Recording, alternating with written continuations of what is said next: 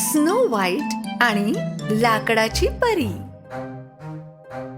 एकदा हेला नावाची एक दुष्ट राणी खूप उंच पर्वताच्या टोकावर राहत होती. हेलाला नेहमीच जगात सर्वात सुंदर दिसायचं होतं. पण स्नो व्हाईट जी सर्वात सुंदर महालात राहत होती ती तिच्यापेक्षा कितीतरी पटीने सुंदर होती. डंकाव, तू काय खातोयस? माझ्या राणी, मी खूप साऱ्या सॉस सोबत हे मांस खात होतो. तुम्हाला खायला आवडेल का? नको, मी माझं अन्न खूप विचार करून खाते. पण हे जगातलं सर्वात चांगलं मांस आहे माझ्या राणी. डंकाव, जा आणि तुझं मांस खा. मला माझ्या या लहानशा परी सोबत एकटं राहू दे. डंकाव गुहेच्या एका कोपऱ्यात गेला आणि मजेत त्याचं मांस खात राहिला. हो. लहानशी परी, आज तू रात्री आकाशात उडू नाही शकलीस तर काय होईल? लहानशी परी घाबरून पिंजऱ्यात वर खाली आपले पंख पसरून फडफडत होती. पौर्णिमेच्या चंद्राचा प्रकाश सगळीकडे पसरतो ना. आज रात्री आकाशात प्रकाशच नसला तर काय होईल? फक्त अंधार.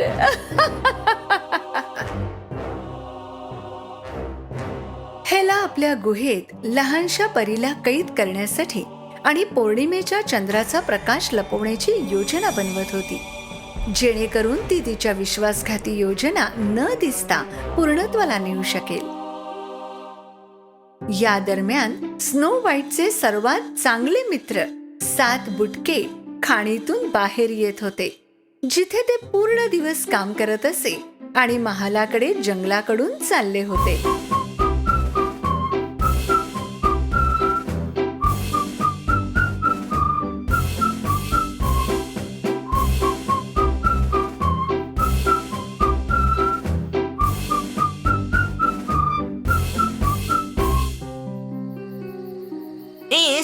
जेव्हा आपण महालात पोचायचो तेव्हा एवढा अंधार व्हायचा का?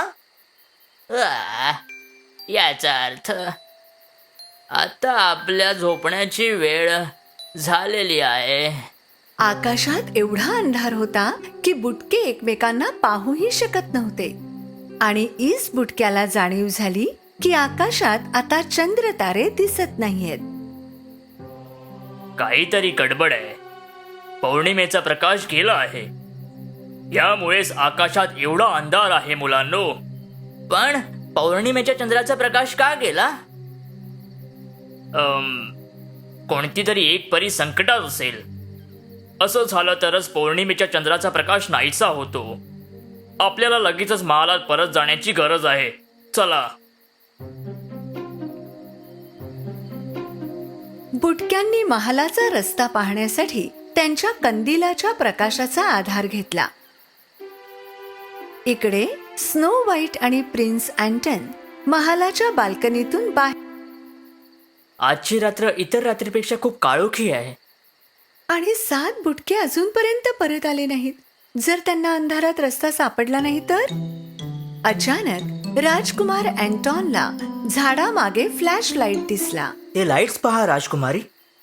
ते 7 बुटके असतील का? हो, हे तेच असायला हवेत. स्नो व्हाईट महालाच्या बाहेर बुटक्यांना भेटायला गेली. 7 बुटक्यांनो, रात्र खूप काळोखी आहे. तुम्हाला रस्ता कसा दिसला? आम्ही खाणीतील बुटके आहोत आमच्या राजकुमारी. आम्ही जमिनीच्या आत काम करतो. आमचा फ्लॅशलाईट आम्हाला रस्ता दाखवतो. पण आमच्याकडे एक वाईट बातमी आहे स्नो व्हाईट. पौर्णिमेच्या चंद्राला प्रकाश देणारी परी संकटात असणार, कारण कोणतीच रात्र कधीच एवढी काळोखी नव्हती. ज्या परीने जंगलात मला मदत केली होती, ही तीच परी तर नाही? तिला आपल्या मदतीची गरज असणार. स्नो व्हाईट सर्वात जुन्या आणि सर्वात काळोखी खोलीकडे पळाली. जिथे तिने सैतानी हेलाचा जादूचा आरसा ठेवला होता, जो नेहमी खरं बोलत असे. आरशा आरशा भिंतीवरच्या आरशा, मला दाखव लाकडाच्या परीला काय झालं. जादूच्या आरशाने तिला दाखवलं की परी एका पिंजऱ्यात बंद होती. मला ही जागा माहीत आहे. या पिंजऱ्याच्या सळ्या, हेलाची गुहा. स्नो व्हाईट तिच्या घोड्यावर चढली आणि स्वतःच्या जीवाची पर्वा न करता खूप धाडसाने परीला वाचवायला निघाली.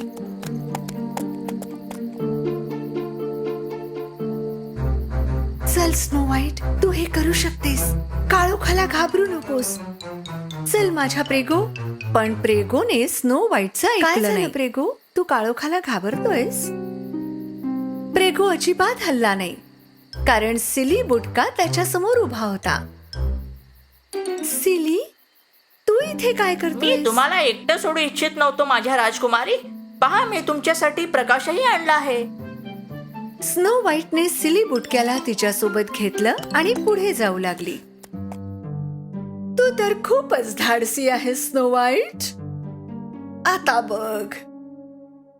हेलाने एका काचेच्या ग्लोबला मंत्र म्हणायला सुरुवात केली. या दरम्यान घोड्यावर बसलेला सिली बुटका आणि स्नो व्हाईटला विचित्र गोंगाट ऐकू येऊ लागला. अरे, हा आवाज कसला होता माझ्या राजकुमारी? तो आवाज जो त्यांनी ऐकला होता तो एका आयव्हीच्या वेलीच्या मुळातून येत होता, जी हेलाच्या जादूच्या ताब्यात होती.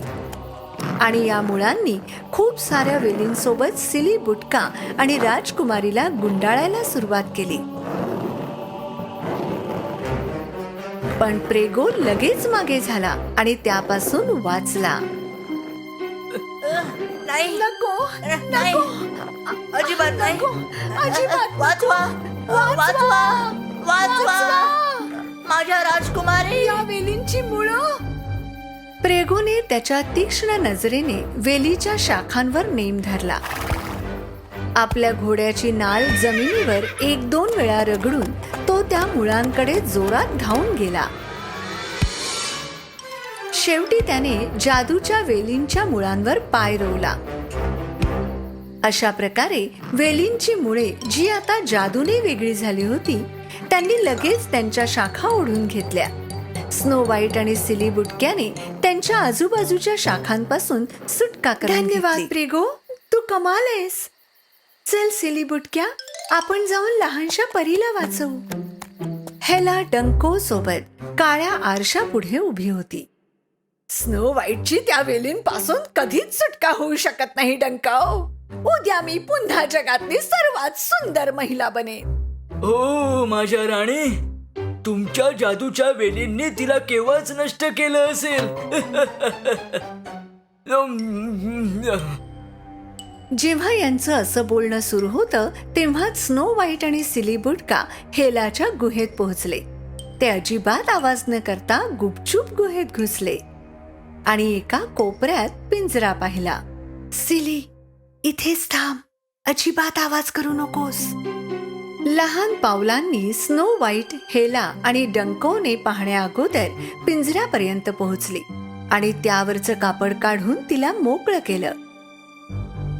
लहानशी परी पिंजऱ्यातून बाहेर आली आणि गुपचूप उडत स्नो व्हाईटच्या खांद्यावर बसली. राजकुमारी हळूच पुन्हा सिली बुटक्याजवळ जाऊ लागली. पण जेव्हा ते दोघं गुहेच्या बाहेर पडत होते तेव्हाच सिली बुटक्याचा पाय एका दगडात अडकला आणि तो पडला आणि आतली शांतता भंग पावली. हा आवाज कसला होता? कोणता आवाज माझ्या राणी? त्यांनी आपल्याला पाहिलंय. पळ सिली, पळ. हेलाने सिली बुटका आणि स्नो व्हाईटला गुहेतून बाहेर पडताना पाहिलं होतं. स्नो व्हाईट, तू त्या आयव्ही पासून कशी वाचू शकलीस? तेव्हाच तिच्या लक्षात आलं की पिंजरा रिकामा होता.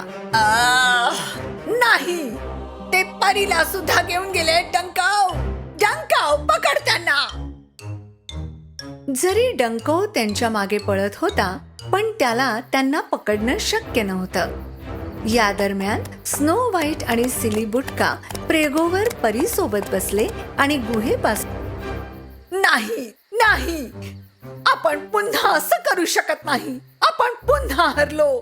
जगातली सर्वात सुंदर महिला मीच असायला हवी. स्नो व्हाईटने तिच्या प्रेगो घोड्याला झाडांमध्ये थांबवलं. आता तू स्वतंत्र आहेस लाकडी परी. उड आणि आमच्या पौर्णिमेच्या चंद्राला प्रकाशाने भारून टाक. राजकुमारीने लाकडी परीला आपल्या हाताने आकाशात उडवलं. जसे परीने तिचे पंख फडफडवले, तारे पुन्हा चमकू लागले आणि पुन्हा पौर्णिमेच्या चंद्राने काळोखी रात्रीला आपल्या प्रकाशाने उजेडाने भरून टाकलं. पहा, आकाश पुन्हा चमकू लागलंय. चला आपल्या महालात परत जाऊ. मग मी आता माझा टॉर्च बंद करतो माझ्या राजकुमारी. जेव्हा स्नो व्हाईट आणि सिली बुटका इतर मित्र आणि राजकुमारासोबत महालात पोहोचले, तेव्हा त्यांनी आकाशात तारे पाहून इच्छा व्यक्त केल्या. नाहीतरी दयाळू लोकांच्या इच्छा आज नाही तर उद्या पूर्ण होतातच.